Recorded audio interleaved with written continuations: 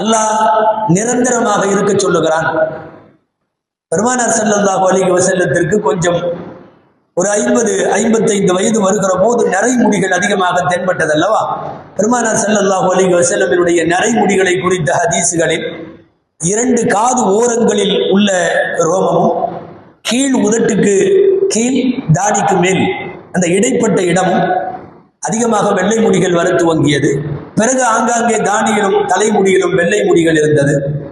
Abu Bakr ரலியல்லாஹு அன்ஹு உள்ளிட்ட சில பேர் கேட்டார்கள், ஷையபுத்த யா ரசூலல்லாஹ், அல்லாஹ்வின் தூதரே, சமீப நாட்களில் உங்களுக்கு நரை அதிகமாகிவிட்டது.